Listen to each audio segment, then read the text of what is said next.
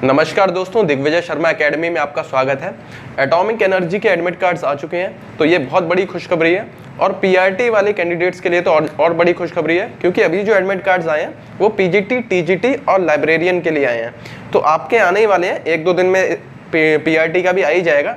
ठीक है, तो आपके लिए खुशखबरी ये है कि आपको 15 दिन पहले ही पता चल गया है कि अभी एग्जाम आ गया है। ठीक है, तो अगर आप उन कैंडिडेट्स में से हैं जिन्होंने इसका फॉर्म भर दिया था और अब तक आपको ये नहीं पता है कि कहाँ से आपको पढ़ना है, तो YouTube पे शायद ही आपको कोई और चैनल मिलेगा जिसपे आपको खाली एटॉमिक एनर्जी का जो ये एग्जाम है इससे रिलेटेड कंटेंट मिले। बाकी चैनल्स पे आप देख सकते हैं KVS, DSSB और AES, ये सबको मिक्स करके पढ़ाया जा रहा है। लेकिन ये पहली बात तो ये बतानी है आपको कि इस चैनल पे आपको डेडिकेटेड एटॉमिक एनर्जी से रिलेटेड ही वीडियो मिलेगा, उसके सिलेबस और उसके एग्जाम पैटर्न के हिसाब से मिलेगा। ठीक है, तो अभी देखते हैं कि आखिरी के 15 दिन में आप किस तरीके से तैयारी कर सकते हैं। तो स्टार्ट करते हैं। तो सबसे पहले तो आपको क्या करना है, मॉक टेस्ट सबसे पहले देखने हैं। तो हमने क्या है, 6 मॉक टेस्ट बना रखे हैं, जो कि पीआरटी की बात करेंगे हम, तो एटॉमिक एनर्जी के पीआरटी वाले एग्जाम के लिए 6 मॉक टेस्ट बना रखे हैं। तो आपको सबसे पहले क्या करना है, सबसे पहले आपको मॉक टेस्ट देना है। ठीक है, पहले 6 मॉक टेस्ट में नंबर 1 मॉक टेस्ट दे दीजिए। तो उससे क्या होगा, आपको पता चलेगा कि आपके किस सब्जेक्ट में पकड़ है। ठीक है, क्या आपका स्ट्रॉन्ग सब्जेक्ट है और किस में आपको प्रॉब्लम हो रही है। ठीक है, तो उसी से आप डिसाइड करेंगे कि किस सब्जेक्ट में आपको ज़्यादा टाइम देना है और किस सब्जेक्ट में आपको कम टाइम देना है। ठीक है, तो मॉक टेस्ट सबसे पहले देने हैं आपको। ये जो मॉक टेस्ट हैं ये एटॉमिक एनर्जी के पीआरटी लेवल वाले एग्जाम के लिए बनाए गए हैं स्पेशली। ठीक है, तो ये और किसी एग्जाम के रिलेटेड नहीं है, इसके लेवल के हिसाब से बनाए गए हैं। तो ना बहुत ज़्यादा हाई लेवल है ना कम है। ठीक है, एग्जैक्टली इसके लेवल के अकॉर्डिंग है। ठीक है, तो इसके अब देखते हैं, अलग अलग सब्जेक्ट वाइज देखते हैं क्या क्या हमें स्ट्रेटजी बनानी होगी लास्ट 15 डेज में। ठीक है, तो इंग्लिश के 2 सेक्शन बनते हैं आपके, एक तो ग्रामर सेक्शन होता है और एक होता है हमारा वोकैब वाला सेक्शन। ठीक है, तो देखिए ग्रामर सेक्शन के में क्या है, हमने बहुत ज़्यादा इसके ऊपर वीडियोज़ नहीं बनाए, क्योंकि अगर आप सीटेट का एग्ज़ाम दे के आए हैं, ठीक है, क्लियर कर रखा है हमने सीटेट, तो आपका ग्रामर सेक्शन हो गई। अब नाउन प्रोनाउन उनकी डेफिनेशन वगैरह बनाना, ये क्या है, टाइम वेस्टेज वाला काम रहता है। ठीक है, तो अगर आपका बेसिक है तो आप इसके मॉक टेस्ट में जो दे रखे हैं क्वेश्चंस, उनके बेसिस पे अपने आप को जज कर सकते हैं और उसमें जो क्वेश्चंस हैं उससे आप अपना लेवल देख सकते हैं और जिस टॉपिक में आपको प्रॉब्लम हो रही है वो आप देख सकते हैं। ठीक है, तो इसके ऊपर मैं एक वीडियो बना दूंगा, मैराथन वीडियो बना देंगे। ठीक है, जिसमें क्या है, ग्रामर के जो मोस्ट इंपॉर्टेंट रूल्स होंगे वो हम कवर कर लेंगे 1 या 2 वीडियोस में। ठीक है, अब देखिए बात आती है वोकैब की। तो इस एग्जाम में वोकैब की बहुत ज़्यादा वैल्यू है। वोकैब के इसमें समझ लीजिए 20 नंबर का अगर इंग्लिश आ रही है तो कम से कम 8 नंबर की तो वोकैब से रिलेटेड क्वेश्चन होंगे। तो वोकैब के लिए हमने एक प्लेलिस्ट बना रखी है, अल्टीमेट वोकैब प्रैक्टिस। ठीक है, अल्टीमेट वोकैब प्रैक्टिस नाम की हमने प्लेलिस्ट बना रखी है। इसमें क्या होता है, इसमें आपको 10 से 15 मिनट में 40 क्वेश्चन मिलते हैं, 10 10 10 10। ठीक है, इसमें सिनोनियम, एंटोनियम, वन वर्ड सब्स्टिट्यूशन और ईडियम फ्रेजेस 10-10 क्वेश्चन इनके मिलते हैं। तो इससे क्या होता है, आपको 10 से 15 मिनट में क्या हो जाएगा, 40 क्वेश्चन मिल जाएंगे। अब इस जो प्लेलिस्ट है इसके हमने 16 वीडियोस बना रखे हैं ऑलरेडी। ठीक है, तो 16 वीडियो बना रखे हैं। तो अगर हम ये 40 से इंटू करते हैं तो 640 हमारे हाई क्वालिटी क्वेश्चंस होंगे। अब जो यहाँ पर जो आपको क्वेश्चन मिलेंगे वो एंटोनियम सिनोनियम के ऐसे क्वेश्चन नहीं होंगे कि गुड का बैड, एडवांटेज डिसएडवांटेज। इसमें वो क्वेश्चंस हैं जो आपके क्या है, एसएससी के एग्जाम में आ चुके हैं। ठीक है, एसएससी के एग्जाम में आ चुके हैं, सीजीएल, सीपीओ वगैरह। तो हाई क्वालिटी इसमें वोकैब के क्वेश्चंस होंगे, जिससे होगा क्या, इससे आपको जो एग्जाम में क्वेश्चंस आते हैं वही एग्जैक्टली प्रैक्टिस करने को मिलेंगे। तो आपने देखा होगा, आप पढ़ते बहुत सारे हैं लेकिन एग्जाम में क्वेश्चन ऐसे आते हैं जिन्हें देख के आपको ये लगता है ये वर्ड कहाँ यूज होता है, ये अजीब सा वर्ड कहाँ से आ गया। तो जब आप उन अजीब से वर्ड्स को यहाँ प्रैक्टिस करेंगे तो आपको करना क्या है, अल्टीमेट वोकैब प्रैक्टिस नाम की जो प्लेलिस्ट है उसमें आपको जाना है, एक बार 2 बार, एक बार तो पूरे वीडियोस देख डालने हैं। ठीक है, तो अब ये वीडियोस आपको ऐसा पढ़ाई के टाइम पे नहीं देखने हैं, आप जब रेस्ट कर रहे हैं तब इन वीडियोस को देख सकते हैं आराम से। दिन में आप 4 से 5 वीडियोस आराम से कवर कर सकते हैं अलग अलग टाइम पे।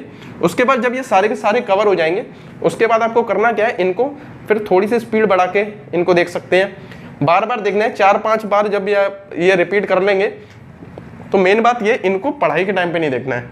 तो इससे होगा क्या, जब आप पढ़ाई का आपने स्लॉट नहीं कर रखा है, जब रेस्ट कर रहे हैं तब भी आप क्या है, आपकी पढ़ाई हो जाएगी। और जब ये बार बार आपके सामने से होकर गुजरेंगे इतने सारे वर्ड्स, 640 वर्ड्स, हम इनको क्या 16 करें, अभी 20 करने की हमारी एम है, तो हम 20 जब कर देंगे तो 800 हो जाएंगे। तो अभी 640 तो ऑलरेडी हैं। तो जब इतने सारे वोकैब के, हाई क्वालिटी वोकैब के क्वेश्चंस आपके सामने से होकर गुजरेंगे, तो आप क्या है, एग्जाम में जब ऑप्शन दिखेंगे तो आप एग्जैक्टली बता सकते हैं कि आंसर क्या है। तो इसी तरीके से क्या है, आप वोकैब को कवर कर सकते हैं। वोकैब कवर करना बहुत मुश्किल रहता है, बहुत प्रॉब्लम होती है लोगों को, तो इस तरीके से आप कवर कर सकते हैं। ठीक है, ग्रामर के लिए आपको क्या करना है, ग्रामर के लिए आपको ओल्ड नोट्स जो है आपके, जो आपके खुद के नोट्स हैं, पहले से जो भी ग्रामर के नोट्स हैं, उनको आपको रिवाइज करना है। और ये मॉक टेस्ट में दे के आपको पता चल जाएगा कि आपका लेवल क्या है, क्या दिक्कत हो रही है। जिस टॉपिक में दिक्कत हो रही है आप उसको कवर कर सकते हैं। तो इसमें आपको नया पढ़ने की जरूरत नहीं है, आपने जो पढ़ रखा है उसी को रिवाइज करोगे तो वही बेस्ट होगा, क्योंकि 15 दिन है, बहुत ज़्यादा टाइम है नहीं। इसको कब पढ़ना है आपको रेस्ट वाले टाइम में पढ़ना है, जब आप बैठे हैं आराम कर रहे हैं तब इनको देखते रहिए। और एक बार में शायद आपको याद ना हो, क्योंकि बहुत डिफिकल्ट क्वेश्चन होंगे, इसमें आते डिफिकल्टी है, इजी क्वेश्चंस नहीं आते एग्जाम में। ठीक है, तो ऐसे वर्ड्स एग्जाम में पूछे जाते हैं वोकैब में, जो कि रियल लाइफ में यूज नहीं होते हैं बहुत ज़्यादा। ठीक है, इसीलिए इनको आपको एक बार प्रैक्टिस करने से काम नहीं करेगा, चलेगा 4 से 5 बार जब ये सारे के सारों को रिपीट कर दोगे तो आप देखना है बहुत कॉन्फिडेंस आपका हाई हो जाएगा वोकैब में। ठीक है, तो ये रही बात, इंग्लिश का ये कवर हो जाएगा।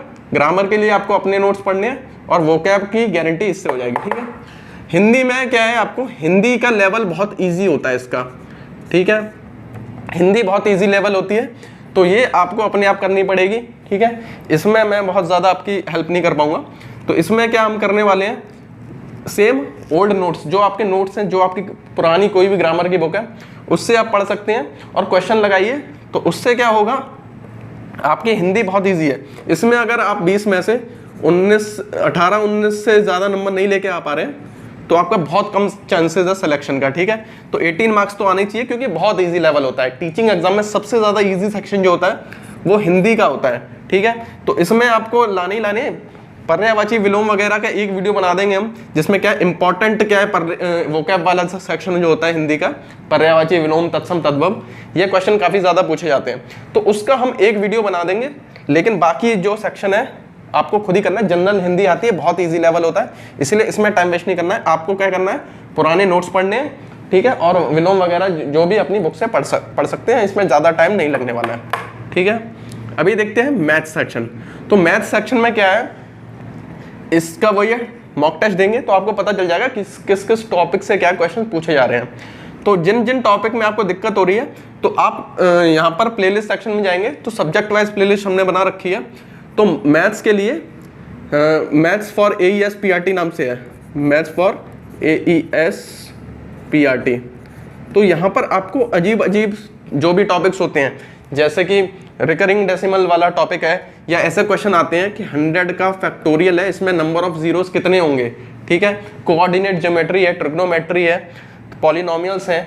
अब ये टॉपिक क्या है, जो आपके कंपटीशन वाले मैथ्स होती है उसमें नहीं पूछे जाते हैं, लेकिन AES-PRT के अगर आप मॉक टेस्ट देंगे या आपके प्रीवियस ईयर पेपर देखेंगे, वो भी हमने अपलोड कर रखे हैं, तो उसमें आपको पता चलेगा कि इसमें जो क्वेश्चन पूछे जा रहे हैं वो बेसिक वाले बहुत हैं, NCERT से रिलेटेड है। ठीक है, NCERT के बेसिक क्वेश्चन हैं। तो हमने यहाँ पर सारे के सारे टॉपिक वही करा रखे हैं जो एग्जाम में पूछे गए हैं। तो प्लेलिस्ट सेक्शन में जाना है आपको और सारे के सारे टॉपिक्स को देखना है। तो उनको देखने के बाद आपको अगर ऐसा लग रहा है कि ये टॉपिक तो मेरा अच्छा है, ठीक है, तो उसको आपको छोड़ देना है। जो जो टॉपिक्स आपको ऐसे लगे कि ये टॉपिक मेरे को मुश्किल होती है, तो वो टॉपिक्स आपको कवर कर लेना है। इसके बाद हम इससे रिलेटेड क्या करेंगे, प्रैक्टिस करवाएंगे इसकी। ठीक है, प्रैक्टिस सेट इसकी आगे लाने की कोशिश करेंगे। 6 हमारे मॉक टेस्ट हो चुके हैं, इनकी हमारा एम रहेगा कि 10 मॉक टेस्ट तो लगभग एग्जाम से पहले हम कवर कराई दें। ठीक है, अब बात करते हैं साइंस की। तो देखिए यहाँ पर जितने भी सब्जेक्ट हैं, इंग्लिश, हिंदी, मैथ्स, GS वगैरह, तो यहाँ पर किसी भी सब्जेक्ट को मैंने टोटल ऐसा नहीं है, क्योंकि एग्जाम क्या था, जब इसकी डेट अनाउंस हुई थी तो ऐसा बताया गया था 2 महीने में एग्जाम होने वाला है। ठीक है, लेकिन वो आगे बढ़ते बढ़ते टाइम हो गया, इसीलिए हमने हर एक सब्जेक्ट को पूरा करने की कोशिश नहीं की, क्योंकि हमें लगा था जल्दी एग्जाम हो जाएगा, तो इंपॉर्टेंट पार्ट पहले कराने की कोशिश की थी। ठीक है, लेकिन जो साइंस का सेक्शन है ये हमने टोटल कवर कराया यहाँ पे। ठीक है, साइंस में यहाँ पर फिजिक्स और केमिस्ट्री के मैक्सिमम क्वेश्चन आते हैं। 20 में से लगभग 17-18 क्वेश्चन जो हैं वो फिजिक्स केमिस्ट्री के आते हैं, न्यूमेरिकल्स आते हैं इसमें काफ़ी, ठीक है। तो फिजिक्स केमिस्ट्री को हमने कवर कर रखा है और एनसीईआरटी के ही आते हैं। तो यहाँ पर क्लास 9 और क्लास 10 के फिजिक्स और केमिस्ट्री के सारे के सारे चैप्टर्स जो है क्लास 9 और 10 के टोटल चैप्टर्स हमने कवर करा रखे हैं साइंस फॉर AES PRT नाम की प्लेलिस्ट में, ठीक है। तो यहाँ पर क्या मिलेगा आपको, 15 से 20 मिनट का वीडियो एक होगा जिसमें का पूरा चैप्टर, उसकी थ्योरी और उसका MCQ दोनों कवर हो जाएंगे। तो इनमें मैं आपको बोल रहा हूँ कि आप मेरे वीडियोस की हेल्प ले सकते हैं और अपना भी पढ़ना है, लेकिन साइंस के लिए आप टोटल इस पे डिपेंड कर सकते हैं। मेरे खाली वीडियोस देखोगे आप तो पूरा का पूरा साइंस सेक्शन आपका कवर हो जाएगा, इसमें गारंटी मैं ले सकता हूँ। इसमें आपको क्या है, थ्योरी और MCQ दोनों 15 से 20 मिनट में। अब सोचिए NCERT का पूरा चैप्टर आपको 20 मिनट में मिल रहा है, ठीक है। तो ये यहाँ पे सबसे ज़्यादा मैंने मेहनत की है, तो ये आप ज़रूर चेकआउट कीजिए, ये सबसे इंपॉर्टेंट पार्ट है इसका, ठीक है। साइंस का क्या है, 9th 10th के सारे चैप्टर्स 15 से 20 मिनट में एक चैप्टर, थ्योरी भी आपको समझ आएगी और MCQ भी। तो ये आप मेरे पे विश्वास करके साइंस वाला सेक्शन आप ज़रूर देखिए इससे, ठीक है। बाकी में आप आपको अपनी भी मेहनत करनी है, अपने भी नोट्स देखने हैं, लेकिन इसमें आप बाकी सब छोड़ के सिर्फ ये देखिए, ठीक है। इसके प्लेलिस्ट सेक्शन में जाइए, साइंस फॉर AES PRT वाले को पूरे के पूरे वीडियोस देख डालिए, ठीक है। तो इस तरीके से आपकी साइंस हो जाएगी। ये बिल्कुल शॉर्ट मेथड है यहाँ पे, ठीक है। अब बात आती है, देखिए यहाँ पे टीचिंग मेथोडोलॉजी की। तो इसमें क्वेश्चन आपको 10 से 12 ऐसे क्वेश्चंस देखने को मिलेंगे इसके, ठीक है। तो इसका CDP सेक्शन है, तो इसमें क्या है, आपको CTET की प्रैक्टिस करनी है। CTET के लेवल का एग्जाम होता है, इसमें अगर आपने देखे होंगे तो 10 क्वेश्चन में से 7 क्वेश्चन जो है वो अंडरस्टैंडिंग बेस्ड होते हैं। कैसे अंडरस्टैंडिंग बेस्ड, यानी कि क्या है, इंक्लूसिव एजुकेशन हो गया कि बच्चे को कैसे पढ़ाना चाहिए, टीचर का रोल क्या होना चाहिए, इस टाइप के क्वेश्चन होते हैं। जो 3 क्वेश्चन है वो फैक्ट बेस्ड होंगे, जैसे कि ये थ्योरी किसने दी, ये थ्योरी ये किसने दी, ठीक है। तो ये 3 क्वेश्चन जो हैं ये डिफिकल्ट हो सकते हैं, लेकिन ज़्यादातर क्वेश्चन अंडरस्टैंडिंग बेस्ड होंगे। तो अगर आपने CTET एग्जाम क्लियर किया है तो ये सेक्शन आपको बहुत ज़्यादा आपको क्या डिफिकल्ट नहीं लगेगा, ठीक है। तो ये आपको बहुत ज़्यादा डिफिकल्ट नहीं लगेगा। तो आपको इसमें करना क्या है, CTET के क्वेश्चन की क्या है, आपको प्रैक्टिस करनी है।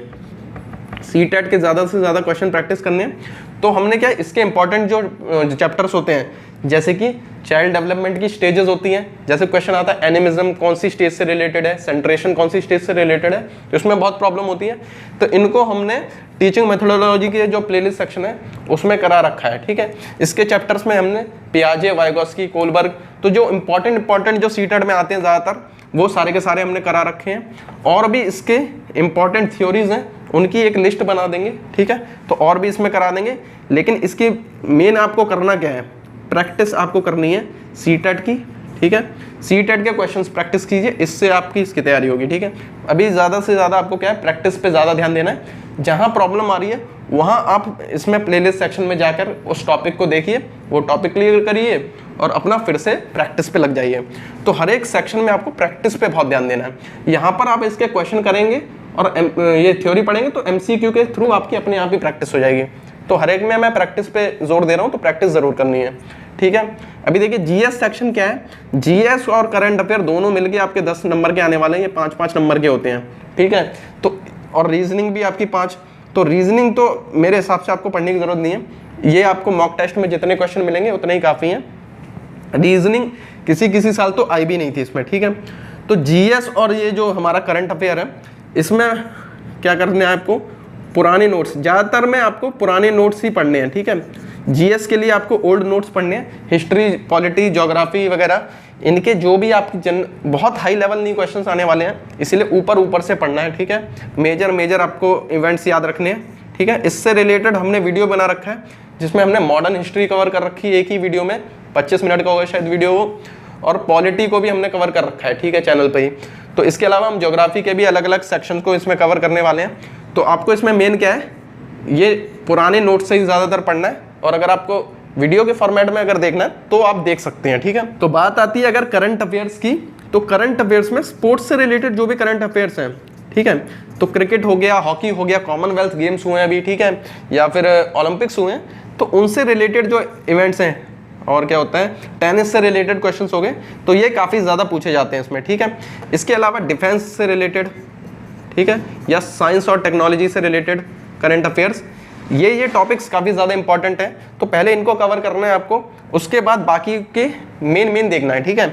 लास्ट के 6 मंथ्स की आपको बहुत ज़्यादा जो मेजर कोई भी इवेंट रहा है, बहुत ज़्यादा हाईलाइटेड जो रहा है उसको देखना है, बहुत ज़्यादा डिटेल्स में नहीं जाना है, क्योंकि यहाँ पर बहुत ज़्यादा मार्क्स नहीं है। यहाँ पर देखिए 20-20 मार्क्स हैं इनके, तो आपको इन सेक्शन पे ज़्यादा काम करना है। ये जो सेक्शन है इसमें ऐसे क्वेश्चन पूछे जाएंगे कि अगर आपने पढ़ रखा होगा तो आपका वैसे हो जाएगा, तो इनमें 1-2 दिन में जल्दी इनको निपटा देना है, बहुत ज़्यादा टाइम नहीं देना है। खास करके करंट अफेयर का सेक्शन बहुत बड़ा होता है, तो आपको सिर्फ ये इंपॉर्टेंट जो टॉपिक्स हैं उनको देखोगे, या फिर कोई अपॉइंटमेंट्स होते हैं जो उनको देखोगे, या जो मैंने करा रखे हैं उनको कवर कर लोगे तो काफ़ी हो जाएगा। रीजनिंग अपने आप ही आप कर सकते हैं। रीजनिंग में क्या है, आपके प्रॉब्लम सॉल्विंग एबिलिटी देखी जाती है, तो इसमें तो आप कितनी जल्दी आपका दिमाग चलता है, कितना काम है आपका दिमाग उस टाइम पे, उससे आपका ये रीजनिंग तो हो जाएगी। रीजनिंग इतनी ज़्यादा बड़ी बात नहीं है, लेकिन करंट अफेयर में मैं ये बताऊंगा इसमें ज़्यादा टाइम वेस्ट ना करें। आपको ऐसे नहीं है पूरे 6 पूरे साल भर की करंट अफेयर पढ़ने 2-2 साल की, तो इसमें बहुत ज़्यादा जो आपकी मेहनत करने का है और रिजल्ट का रेशियो है वो बहुत कम है, तो बहुत ज़्यादा मेहनत करोगे आप और यहाँ पर रिजल्ट उतना नहीं मिलने वाला है, इसलिए 5 ही मार्क्स हैं, ठीक है, बहुत ज़्यादा मार्क्स नहीं है, हो सकता है 5 से 7 मार्क्स हो जाएं, लेकिन ये दोनों मिलके लगभग 10 मार्क्स के ही आने वाले हैं। तो यहाँ पर मेहनत करने से अच्छा है आपको ये वाला जो सेक्शन है, इसमें जो है क्वेश्चन जो आने वाले हैं उनको प्रेडिक्ट करना बहुत आसान रहता है। ये जो इंग्लिश, हिंदी, मैथ्स, साइंस और टीचिंग मेथोडोलॉजी है, लेकिन यहाँ पर आपको प्रेडिक्ट करना बहुत मुश्किल है क्या आने वाला है, इसीलिए इन पे बेसिक अपना बनाइए, लेकिन बहुत ज़्यादा टाइम मत वेस्ट कीजिए यहाँ पे, ठीक है। तो सबसे इंपॉर्टेंट बात यही है कि आपको ज़्यादातर प्रैक्टिस पे टाइम देना है। अभी नए टॉपिक्स वही उठाने हैं जिसमें आपको प्रॉब्लम लग रही है, ठीक है, तो उनको क्लियर कीजिए और तुरंत प्रैक्टिस पे फिर से आ जाइए, ठीक है। प्रैक्टिस से आपको पता करना है कि किस टॉपिक में आपको दिक्कत हो रही है। तो ये मेरी स्ट्रेटेजी थी लास्ट 15 डेज के लिए, किस तरीके से आपको करना चाहिए। अगर आपके दिमाग में कोई आइडियाज़ आ रहे हैं तो आप कमेंट सेक्शन में बताइए, मैं उस तरीके से अपने मेथड्स को चेंज करने की कोशिश करूंगा और आपको जो चाहिए वो देने की कोशिश करूंगा, ठीक है। जो आपकी स्ट्रेटेजी होगी, आपका जो आइडियाज़ होंगे उसको हम इम्प्लीमेंट करने की कोशिश करेंगे, ठीक है। तो अगर आपको वीडियोज़ पसंद आ रही हैं इस चैनल की और आपको लग रहा है कि मैंने मेहनत की है, तो आप मेरे को कंट्रीब्यूट कर सकते हैं सिर्फ एक तरीके से, अपने लेवल पे आप क्या कर सकते हैं, जो भी वीडियोस देखें उसको लाइक कीजिए और जो भी वीडियो है उसको ज़्यादा से ज़्यादा अमाउंट देखिए, उसका मतलब उसका पूरा जो ड्यूरेशन है वीडियो का वो ज़्यादा से ज़्यादा देखिए, जिससे होगा क्या, यूट्यूब अपने आप ही दूसरे जो यूज़र्स हैं उनको रिकमेंड करेगा वीडियो, जिससे कि वीडियो अपने आप शेयर हो जाएगा। तो आपको किसी स्टेटस पे लगाने की ज़रूरत नहीं है, वैसे आप चाहें तो लगा सकते हैं, लेकिन मैं ये चाहता हूँ कि आप अपने लेवल पे ज़्यादा से ज़्यादा वीडियो देखें, वीडियो को लाइक कीजिए, आपको जो अच्छा लगता है कमेंट कीजिए, और जो दिक्कत है, कोई भी प्रॉब्लम हो रही है या वीडियो में कोई कमी नज़र आ रही है या कोई मैंने गलती कर दी है, तो वो आप कमेंट सेक्शन में बता सकते हैं। और सब्सक्राइब ज़रूर कीजिए, उससे मुझे बहुत मोटिवेशन मिलती है। तो आगे AES PRT की तैयारी के लिए चैनल के साथ जुड़े रहिए, मिलते हैं अगले वीडियो में।